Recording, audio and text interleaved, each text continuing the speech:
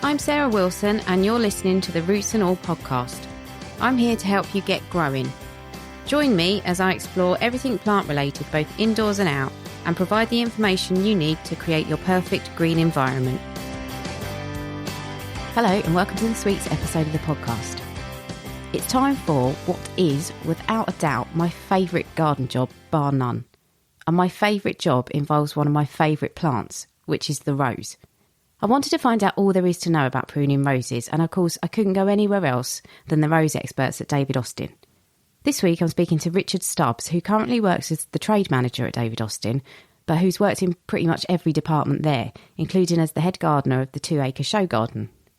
Richard lectures, designs and advises all over the world, and what he doesn't know about roses you can write on the back of a stamp and still have room to lick it. I asked him about which roses need pruning and which don't, when to do it, how to do it and how not to do it. Plus, I got some inside information on why you shouldn't leave the label on a rose when you plant it. He started by giving an overview of the different types of roses you're likely to find in a garden. A lot of people nowadays have the David Austin shrub roses. Hybrid teas were very popular in the 60s and 70s. So a lot of people nowadays have grown up knowing those roses because their parents had them in the gardens. So hybrid teas, although they're not as popular as they used to be, still are fairly popular. They're the big ugly things with very stiff stems and big flower on the top. Only one or two flowers a stem. You've got floribundas, a bit similar to hybrid teas but with lots of flowers on, and they tend to be quite brightly coloured. You've got miniatures and patios, which are smaller versions of the floribundas.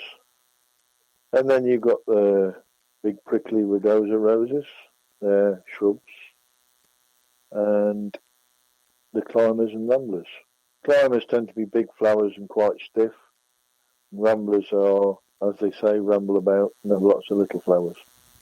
And is it possible that some shrub roses act a bit like climbers? I mean, you can get shrub roses that will actually climb if you leave them to unpruned. So things like Claire Austin, Gertrude Jekyll, Shropshire Lad, they're all introduced as shrubs. But if you let them grow, they become climbers. So they are the same plant, but just pruned differently. So are there any of those that don't need pruning? No, the only roses that don't need pruning are wild roses. So you plant those and forget them. Right. But apart from that, the vast majority of roses need pruning. Okay. And when should we be pruning?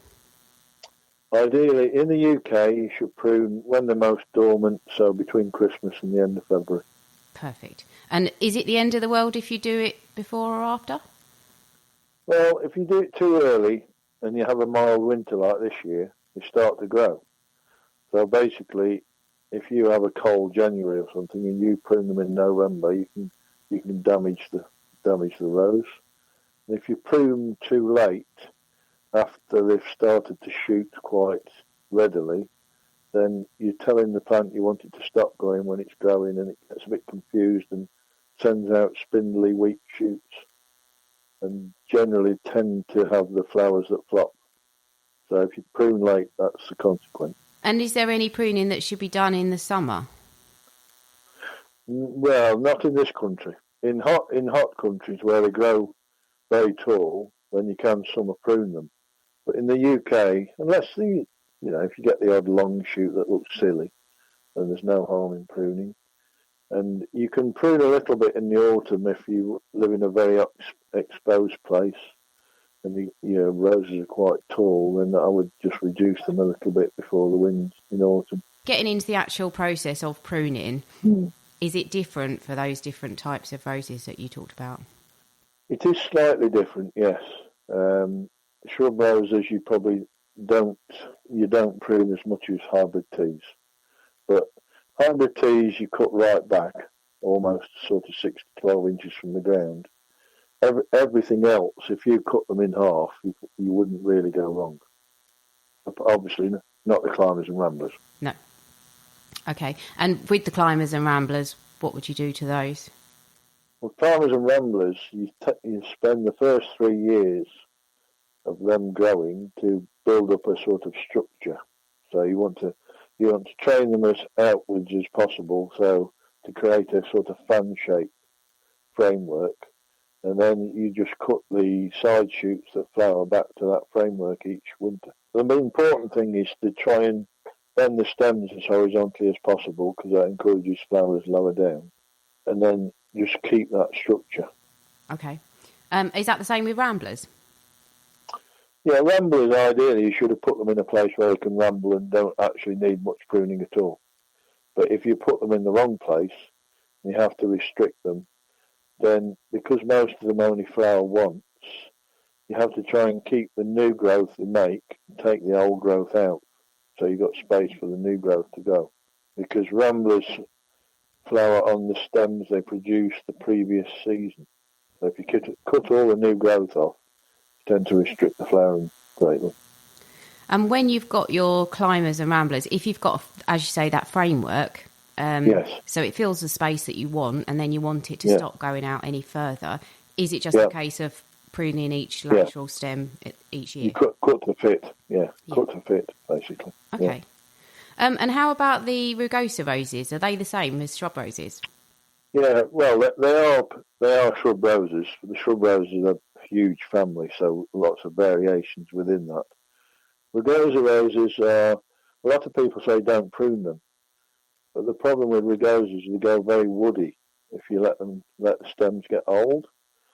So I would suggest you cut them back by about a third, but once they're established, sort of 4 or 5 years old, you take about a third of the old stems out each year. So you're always promoting new stems to come through. And is that the same principle with shrub roses? Would you cut out as much of the old? Shrub roses, once they're established, take 2 or 3 stems out every year. Take the oldest stems and keep, because that keeps promoting new stems, so keeps the plant young. And old stems tend to be very rough, and black spot spores and disease spores can overwinter in those rough stems. So the newer the stem, the less black spot spores and fungal spores sit on them. So hopefully, therefore, you get less problems. Yeah, they always look lovely and clean and green, don't they, the new shoots? Yeah. What are the tenets of rose pruning? Is it the 3 Ds? Yeah, so you take dead, diseased and damaged stems out. You take any very weak stems out. And it's particularly important to take any weak, spindly, little stems that have leaves but nothing else on out of the centre of the plant at the base. So the base, in the centre of the base of the rose, it should be clear completely. So no little stems, because congestion causes disease. And then that's basically it. It's just keeping that plant young. So take whole stems out, cut back by roughly a half, take the 3 Ds out, and keep the middle clean, and that's about it, really. Yeah. If you have a particular stem that's growing inwards into the plant and you want to remove it, and ideally you don't want it to come back, do you just cut it right at the base where it meets the stem it's coming off? Yeah, if you cut all stems back as far as possible, but if it's quite a new stem but it's growing in the wrong place, if you cut it back to a bud that's facing the way you want it to grow, then cut it just above there, and then when it shoots again, it'll go outwards rather than inwards. But with the centre of the rose, as long as they're good strong stems at the top then we don't worry too much about the centre. It's really at the base of the plant that's the important bit. We tend not to worry too much about crossing stems unless they're rubbing and damaging each other. Then we would take one out. But if they're not rubbing, then again, it's not really a problem on a shrub rose because they produce so many stems. We're not trying to create a chalice shape like you are in a hybrid tea. And how about the ground cover roses? Should you do anything with those? Ground cover roses are very easy. Just take a pair of shears to them and just trim them. So you can probably keep them, just leave them alone completely apart from just clearing out some dead dead stems underneath the plant. They're very easy to look after, ground covers. And is it true about cutting with a slant? We don't bother too much. In all honesty, the hand naturally cuts at a slant. When you've got a pair of secateurs in your hand, you tend to always cut in a slant anyway. The human hand doesn't operate at 90 degrees. It operates at probably 45 degrees normally. So, and this old adage of stopping the little drop of water sitting on top of the stem and freezing, you very, very, very rarely see any water on top of a rose stem. It really doesn't matter. They're very tough plants, roses. And even if you got a little bit of frost damage at the top of the stem, they'd only die back to the first bud. Right. So it's absolute, no need for it. It's a bit like the outward-facing bud thing.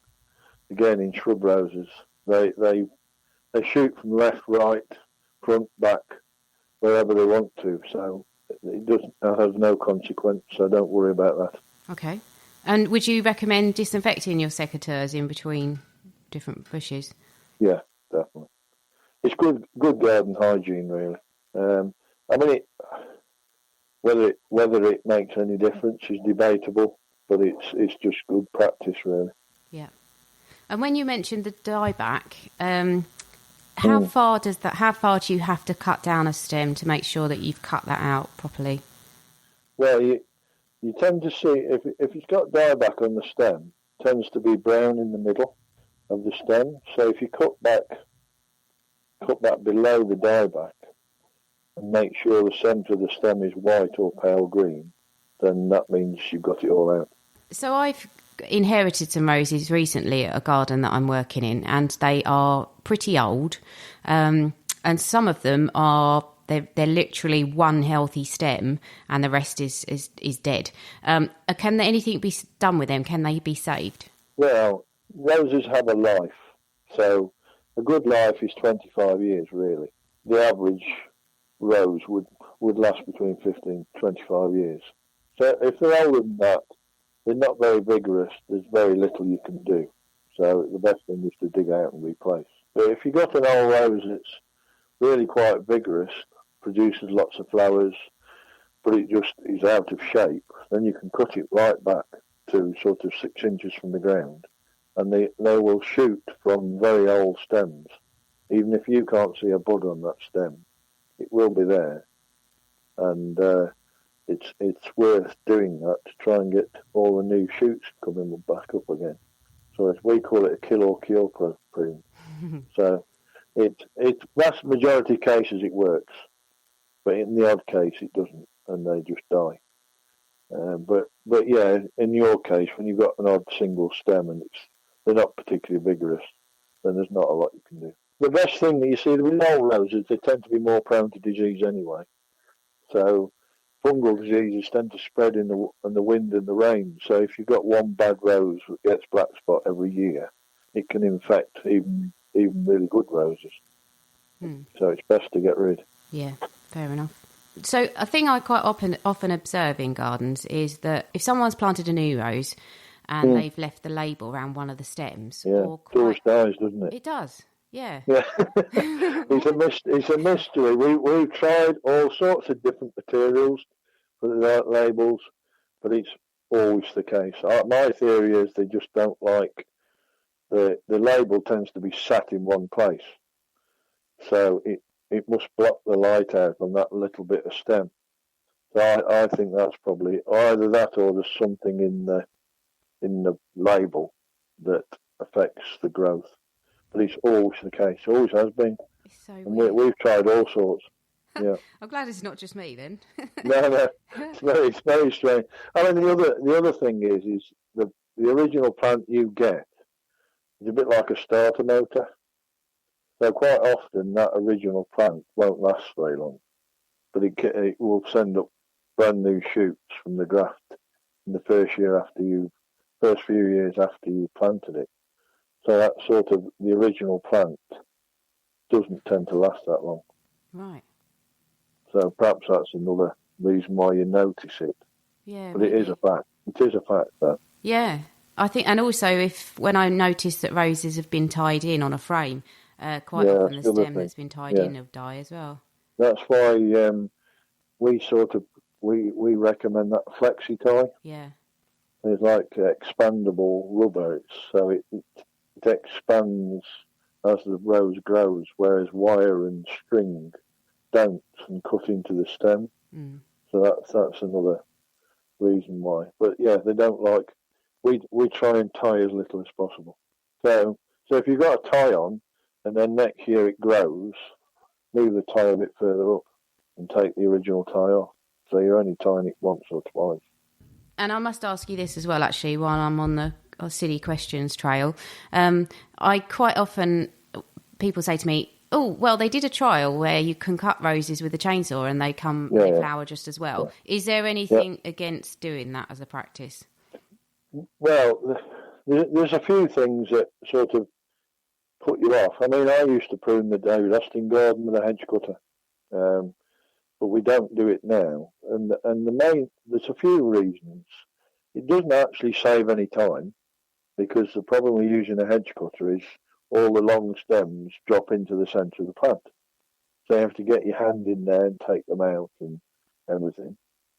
Also, if you don't follow around pruning actually properly, the centre of the plant gets very congested. You get lots of dead stems. So if you don't go in there and actually clean those out, you just promote disease. So if you get hedge cutters are great if you've got a big block of roses you want to create a nice shape. So, for instance, we recommend planting in, say, to groups of 3 or 4 or 5, or rather than a single plant. You prune them like one plant. So when they're established, if you use a hedge cutter, you can get a nice shape on them, which is easier to do with a hedge cutter than it is individual secateurs. But then we would always go round and prune them individually afterwards, or prune them properly. So you can use a hedge cutter, but you've got to use a pair of secateurs afterwards. So it doesn't really save any time. No. And what would happen if you didn't prune your roses at all? No, if they're not going to die, they just get very misshapen. Again, you get the dead and everything like that, and congestion in the middle of the plant. You get disease, so they just wouldn't perform to what they could do. So by pruning, you're keeping them young, so you get more flowers, keeping a nice shape, so it looks nice. So if you don't prune, they go out of shape. They don't perform as well as they could. What should we do once we have pruned our roses? Do they need any special treatment afterwards? No, basically you clear up the soil. So take any old leaves, any stems left on the floor. Even if you've mulched your ground with bark or anything like that, take all that off and put new on. So you're taking away any disease that's overwintered on the bark or on anything like that away from, and then apply rose food and then a mulch on afterwards. So once you've cleaned everything, I mean, you can spray the stems with a fungicide if you really want to, but we don't encourage people to use chemicals too much if we can avoid it. But the main thing is clearing up and cleaning everything up, so you start again basically with nice clean soil. So you put the mulch on after that, and then if there is any spores left, that mulch will cover them up. So if you didn't want to use any fungicides or anything, are there any other treatments that could work against black spot, because it is a pain? Well, there's a few new of these sort of garlic-based insecticides, and because garlic has a very high sulfur content, and sulfur tends to kill black spot spores, there is some thinking behind that they may have some effect against black spot, but it's yet to be proved. There's no real organic method of stopping black spot apart from making sure you choose the best varieties and making sure you keep them growing as strongly and healthily as possible. It's a bit like humans. If you eat well and look after yourself, and you're less likely to get disease. So it's all about, if you've got a variety that is very prone to black spot, you could spray it daily with anything you care to imagine, it would still get black spot. Are there any varieties, particularly I'm thinking in the shrub roses and maybe the climbers, that genuinely don't get black spot? Well, I mean, yes, there's a number of the newer varieties, things like Olivia Rose Austin, Princess Anne, in the climbers, Generous Gardener, Claire Austin. Generally, you can't 100% guarantee they don't get it, but they're extremely healthy. So Mortimer Sackler's another one, Bathsheba. So there's a number of roses now. There's more and more coming on stream that are coming through that are very resistant to disease. And I must just ask you about suckers. How would you know if you had them, and what should you do with them? Right, well, suckers are not as common as they used to be, because the modern rootstocks we use are generally don't produce many suckers. Suckers tend to come from a little way away from the plant, because they're coming off the roots, so they don't come from the centre of the rose. They always come from underground because they're coming off the roots. They are bright green stems. They don't have many thorns, but the thorns are more like needles than rose thorns. They have dull, small, rounded leaves with a serrated edge. So they're very different to most modern roses.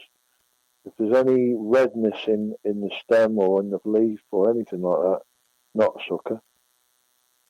And the big old wives' tale is all suckers have 7 leaves and nothing else does. Well, most shrub roses will have 5, 7, 3, 9, any amount of leaves. So don't think if your rose has got 7 leaves, it's automatically a sucker. In the vast majority of cases, it won't be. It's new growth. So don't cut it off.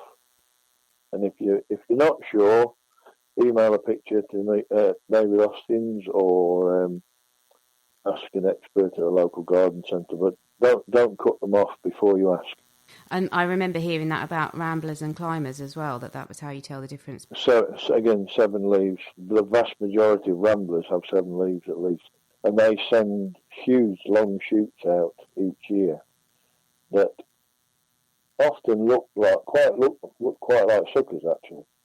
So you do have to be careful, but the main thing is that kind of needle-like thorn as against the normal rose thorn, like triangular rose thorn, and they're very dull green leaves.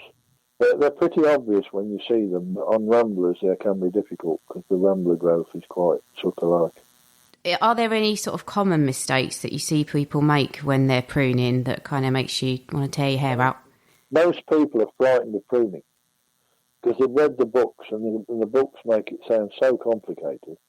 They're sort of frightened, so they nearly always under prune. So they always leave it too high. So that's sort of the main problem. Very few people cut them back too hard. On a shrub rose, you'll get your old traditional gardeners that are used to hybrid teas, and they'll cut the shrub roses just like a hybrid tea, so they cut them way down low, which in consequence makes the new stems go up very quickly and very soft, and when you get the big heads on, they flop. So that's a common mistake as well. So pruning too hard, well, that's mainly gardeners that do that, because they were classically trained by RHS and things like that. So they're just not used to the modern sort of techniques. They just treat everything like a hybrid tea. That's not an uncommon. People think they're going to kill the rose if you prune it too much. So the one big thing to remember is you won't kill a rose by pruning it. You might ruin its shape, you might stop it flowering, but you never kill it. So don't be frightened. So generally, most shrub roses, certainly the David Austin ones, the vast majority grow between 3.5 and 4.5 feet. So if you cut any of those varieties down to about 18 inches to 2 feet, you can't really go wrong. That's good. I mean, I quite often find that the eventual height and spread measurements are on the conservative side. Conservative, yes, yeah. Yeah, no, I mean, it's an average. We give people a guideline because they are very, you can't say it's going to go to 2 feet and then stop, or 4 foot and then stop. It's just a guideline because a lot depends on how you look after them, your soil conditions, weather, all sorts of things go into how plants grow. So we can only give a guideline. Fair enough. You mentioned books, actually. Have you got a book that's your favourite if someone was looking to read up on this? The one book I quite like, and because it's fairly easy to follow, is the Alan Titchmarsh How to Grow Roses. Okay. Because it's fairly cheap. It's soft back, and it's very easy to sort of look at, and with lots of things, diseases and all sorts. It covers everything. Mm-hmm. So I think that as a beginner's book, I think that's quite good. But apart from that, there's no real book on pruning. You can get the overall, the RHS pruning book that covers everything. So specific rose pruning, it's so easy, you see, you can't make a book out of it. It'll be too short. Yeah. Okay, so I was going to ask you to finish. Have you got, I don't know if you're allowed to say actually, but have you got any interesting varieties coming up this year? There are 2 new varieties that actually have gone on the website this weekend. Okay. So there's a yellow one and a pink one. The yellow one is got Scottish rose in its background, so it's very thorny. But there's a nice pink one called Silas Marner, it's got good fragrance, very healthy. And the yellow one's obviously very healthy as well. Nice scent, I think. But yes, so those 2 are available to order now, actually. They're launched at Chelsea, but they're available to order. I think we've got stock from the beginning of March. Oh, so you could get ahead of the curve there. Yes, you could. We generally have 2 or 3 new varieties each year. Yeah. Well, interestingly, you mentioned the colours, because that was going to be my last question. Have you noticed any trends over the last year, and are you predicting any kind of coming up? If you could predict the public, you'd be a rich man. I don't think there's. It does change.